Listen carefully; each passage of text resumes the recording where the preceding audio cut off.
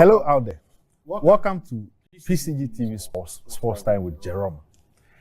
Today I have a friendly conversation with one of my friends. Someone whose work has earned him a top journalism award in this country. We know there are very big awards to come, but today we want to concentrate on the one that he recently had and the story that has led to that point. I'll go for a short break. When I come back, I'll introduce my guest and the show continues.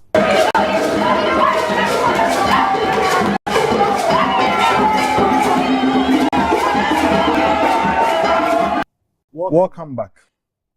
For a scripture for the day, I take you to Matthew. Matthew chapter 8, verses 27, where it is written, "The disciples were amazed. Who is this man?" They asked. "Even the winds and waves obey him." Now this was the time that the disciples were asleep on a boat on the sea, a stormy sea, and they were terrified by the storms. They woke Jesus up.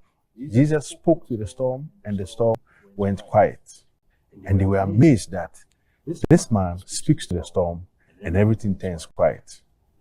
Let's go for another break. When we come back, I'll introduce my guest.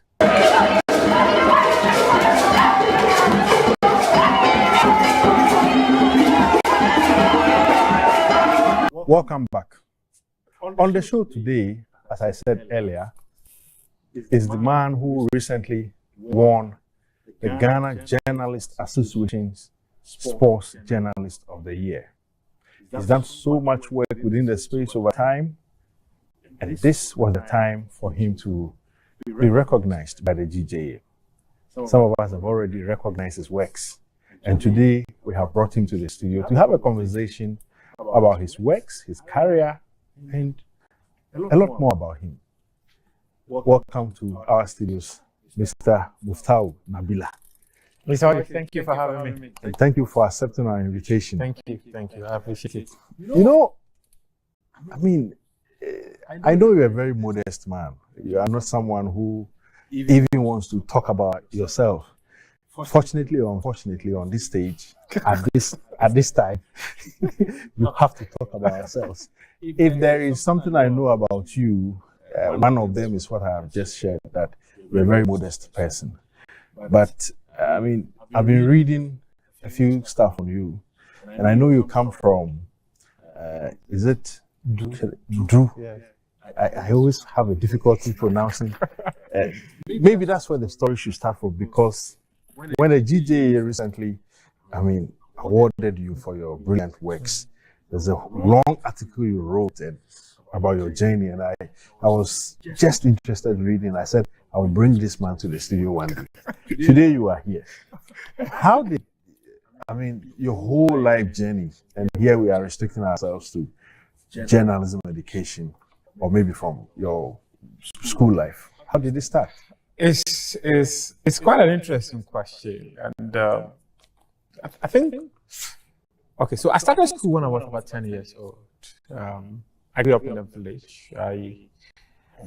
My mom had traveled to Accra, and she took myself and my elder brother to our grandma in a neighboring village in Nabari. So we were there. I remember in February 1999, it was a Wednesday, February 10, if my memory serves me right, my grandfather died. So when my grandfather died, my mother came back to the village. So when she came back to the village, she was like, children of your age in Kumasi and Accra are in school. But why are you two not in school? You also have to go to school. Initially, I was reluctant. I didn't want to take the education. But she convinced my elder brother, because I was always with him. We were farming together, we were hunting together, we were doing all manner of stuff together. Two questions before you go on. First, you started school at age 10. Yes. Secondly, even at that point, you were reluctant to start. Why? For both questions. No, so one, I had this freedom of always in the bush, hunting, eating fruits, going to the farm, doing all manner of stuff. So taking me to school to go and spend some few hours in the I felt it was something that was going to cage my freedom. Like a restricted environment. Yes. And in fact, I recall when we were in the village, anytime our cousins go to school and they come back, and we're asking them to give us chalk. For what? But listen, the way the chalk is, it was just nice. Some fascination. Yeah, some fascination around it. And when they go to, they will still start and bring it. It was fun. So going to school was actually the last thing in my mind, maybe because I was so ignorant about what education was all about. Okay. But when my mom convinced my elder brother to accept that he would go to school, I followed him. In fact, the first week my elder brother went to school, I was not there. I didn't follow. I was hunting alone. I remember one day I went to the bush and I caught a rabbit. And when I came back, because my elder brother didn't go with me, I told him he was not going to have a piece of the rabbit.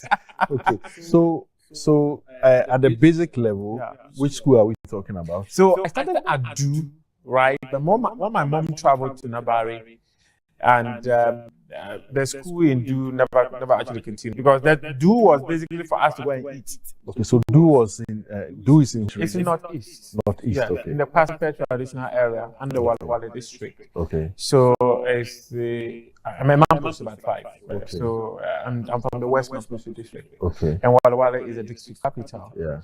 So Pacific is a traditional area. So Professor John Nabila, who used to be a lecturer at the University of Ghana, he is the overlord chief of those areas. So he enskinks the chiefs in those areas. So in Nabari, when I was in Nabari, that was where education actually took a serious turn. After my mom had to return to the village to her dad's funeral, especially my grandfather's funeral, and we went to school. As I mentioned, first week I was not there. Second week it was quite boring because I was alone. So I had to follow my elder brother to school. In fact, we went to the school with our uniforms, but my mom made sure that we got the uniforms. And that was just a turning point. When we got there, we were asked to count 1, 2, 3 up to 50 so that they could take us to primary 2 because we were too old to go to. Yeah, I get it. Yeah, I mean, at age 10, you're a bit. Oh, yeah. Oh, were we late? Maybe. You see, when I was doing my degree at the University of Cape Coast, one of the things I learned was about the fact that we got to a point where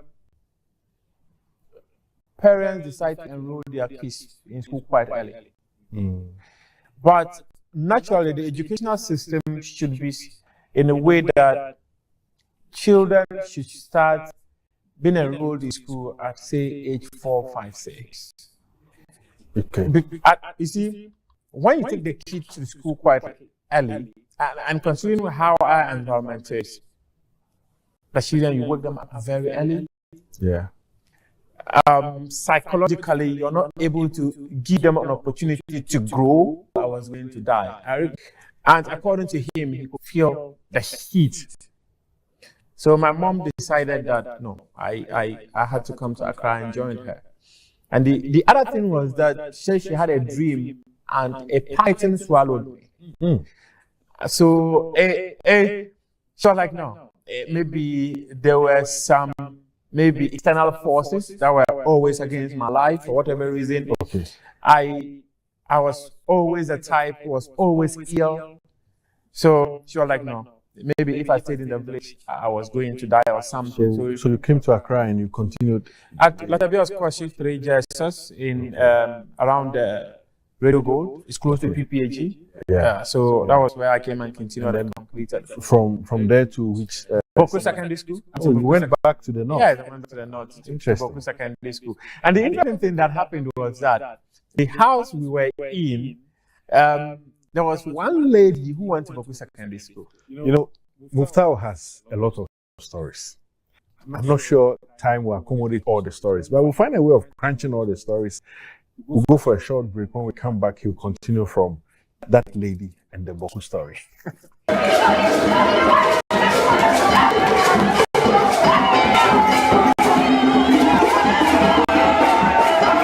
welcome back. I was telling you, Muftau is a man of stories. And even before the show warms up into its proper mood, he's breaking down some of the stories on this show. Muftau, before the break, you were talking about a lady and Boku Secondary. Yes. So we were in Sabon Zone, near Tanka Salam.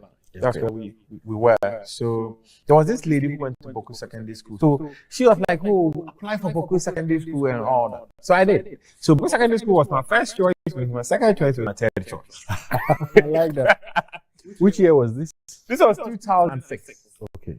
So I went to Boku Secondary School and I studied science. I was a science student. I see. So within the first, when you go to school, they will tell you, oh, science students, you don't play, you don't do what you do. Yeah, so I was kind of paged. But this was someone who was so much interested in sports because when I was growing up as a kid, I played football a lot. I was privileged to be one of the best young talents. We were the top six talents that were selected after an inter-school football competition in Wulugu.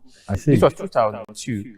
We were to be taken to Tamale to go and play so that they will set up a regional team. Yeah. And then subsequently we will come to Accra, join the male team and go to South Africa for a competition. This was 2000. Unfortunately, it never worked out. In fact, one of the top six talents died later. He was my cousin. Unfortunately, he passed. Okay, so in Boku Secondary School, I was a house coach. I coached the house. I was a referee.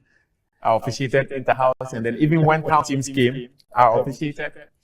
But there were also other interesting things that happened during that period. I recall. So which are what? I recall the Boku War, which was one of the most distraught moments for any student, where we always had soldiers around us. I remember one day, it was a Sunday evening, the fight escalated into our campus.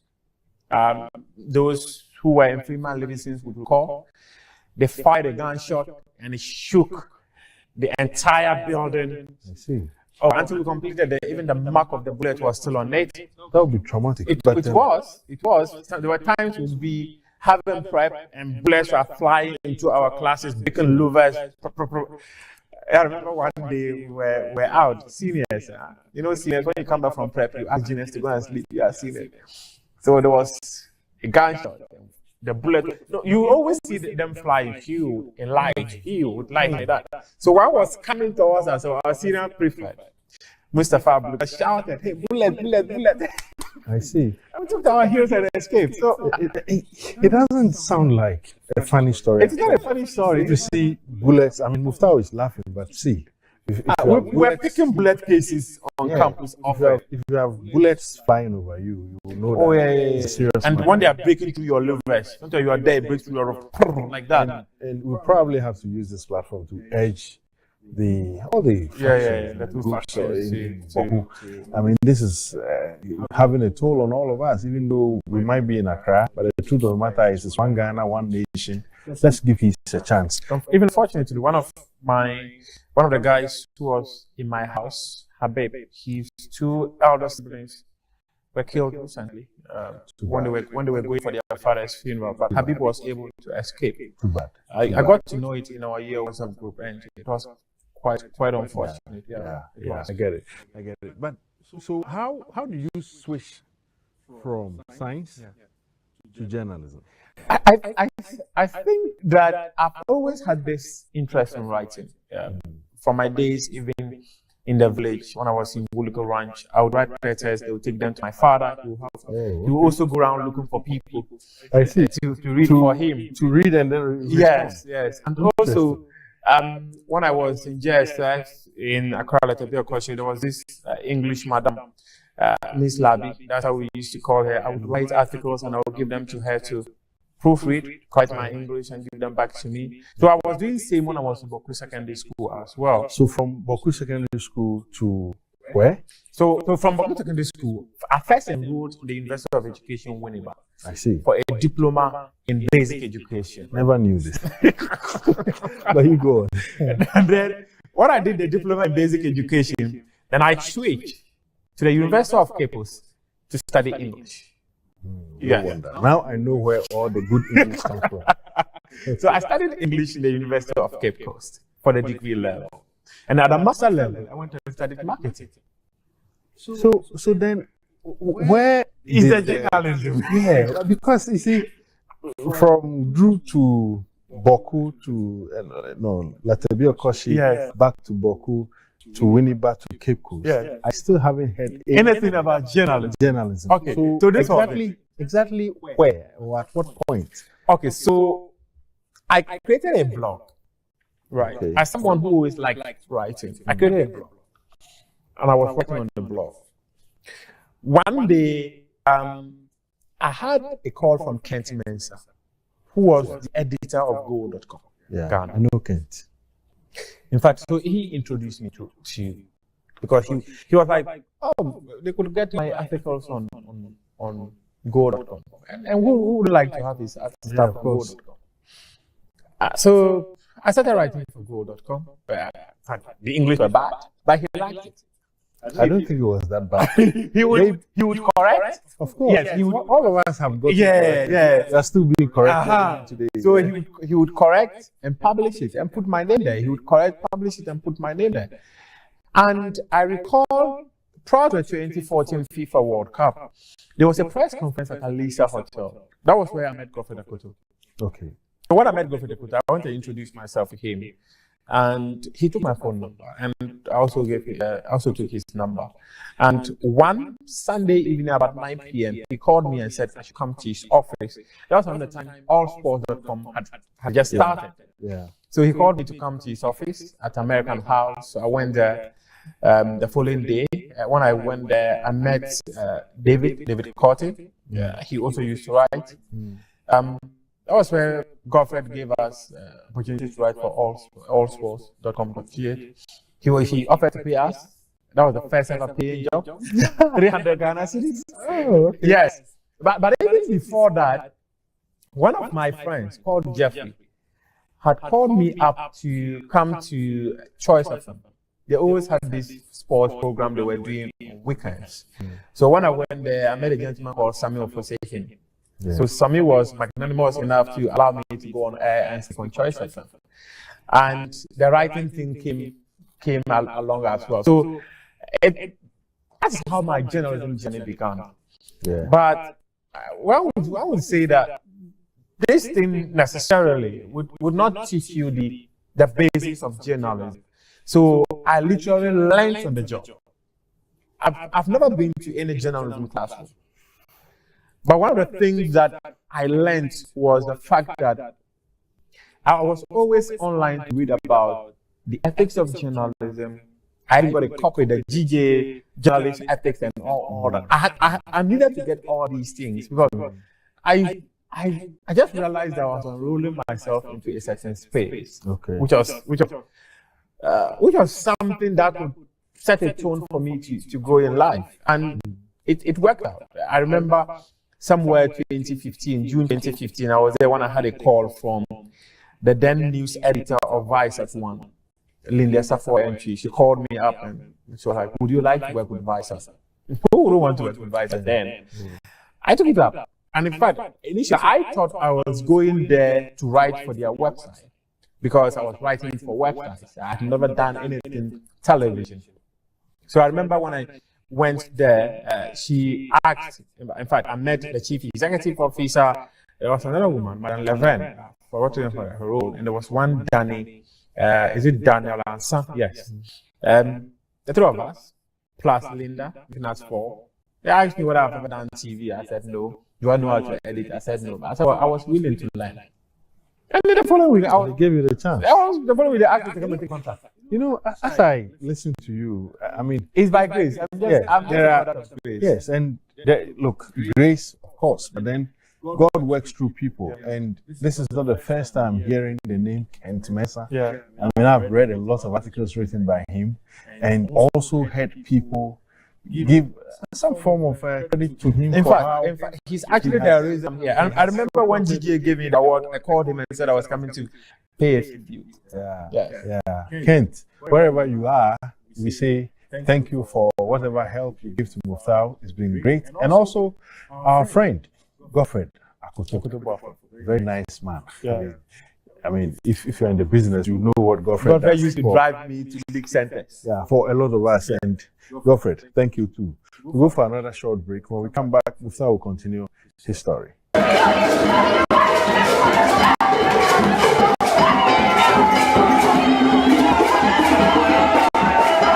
Welcome back. So Muftau has been telling us a bit about his educational life from the Northeast region down to Accra, back to the Upper East. Now, he's told us how he got into Viasat.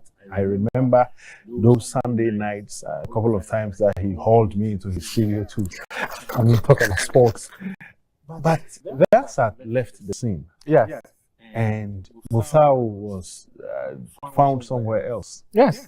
When Viasat metamorphosed to Kwese. Kwese, Yes. When it metamorphosed Kwese didn't last. Yeah, it didn't last. When they came, it is normal in every business when they are changing leadership and management, people like to restructure. So the restructuring process took away so many people, especially the news team. Yeah. But I was hired to be part of the news team. Okay. So what actually happened was that I was maintained. So in fact, I was maintained as a permanent staff of the company. And we were just about 4 of us who were permanent staff of Kwese. The rest were contract staff or contract workers with the organization. In December 2019, that was when we were made to understand that the business was going to change ownership again. I'd had conversations with the then country manager of the business, who told me some people were negotiating to buy the business from Strifeless UA, which the owner of Econet Media. Yeah. And around that time, I remember it was December 24, to be precise, I had a call from Gary Elsmith, who was also then with the multimedia group. He called me up and he asked me if I would like to work with the multimedia group. And I was open to it. And in fact, there had been 2 contacts that did not work out, because I was looking at the Kwese business to be one that was quite exciting, because I would produce content that is seen across the continent. We were about 24 African countries. Through Kwese, I sat down one-on-one with the then CAF president. Through Kwese, I was one of the few people who had access to Gianni Infantino to have a conversation with him. Long before he became FIFA president. No, that was when he became FIFA president. Okay. Yes, when he became FIFA president and came to Ghana. Yes, I had that access. In fact, I met him up at the Movenpick Ambassador Hotel. And so through Kwese, like, I spoke to the likes of Tony Wicks, who is one of the revered boxing referees worldwide. I spoke to Theo Van Sergelen, then FIFA General Secretary. That one, it was Anthony Bafo who arranged the interview for me. So it was quite exciting, because I was doing big stuff. Yeah. Then they were going to change ownership, multimedia call. Third call, I was like, no, this one they have to take it up. But I was not too eager to do it, because... Why were you not eager? Okay, so I was a bit liberal, and I was making money on YouTube. Okay. Yes, because in fact YouTube was paying me more. You thought that was enough? Even now, it is more. I get that, but that's a fact. I mean, who wouldn't want more money? Yes, that's a fact. So, but and let me just tell you one thing that happened. Tell me. I had a conversation with Samuel Renchi. Yeah. And he negotiated my coming to the multimedia, because he was the head of sports for the multimedia group. Yeah. But the financial terms were too. So I didn't take it up. I see. I left it. I was reluctant. Then he spoke to my then boss, the Linda Safoenchi, the lady who hired me advisor, to speak to me. So Linda called me and told me, oh, I should go and take it up at the multimedia group when I work. Oh, they'll increase my salary. In fact, I was so reluctant. One day I was on my way to prepare for a Kotoko Wafa match. When Samuel and she called and asked if I could come to his office the following week. So the following week I went. We had another conversation. You were like, "Oh, has Linda called you?" Yeah, I told him Linda called. Then they gave me a contract. I went through the contract. In fact, even when they gave me the contract, it took a while before I signed it. But I signed it, I brought it, and what Linda said actually worked out. Within some few months into my stay at the multimedia group, I had an offer from MX24. Yeah. He offered me some humongous amount of money. I thought it did not make sense. Anyway, so the change in media houses is something that is quite synonymous with with us. With all, not all jobs per se. I know media, so I'll talk about media. But so my point is, journalists within this space move from media houses to media houses. But even with the movement, one thing doesn't change. That's the quality of your work. What has been your overall objective with fishing for information and putting it out there?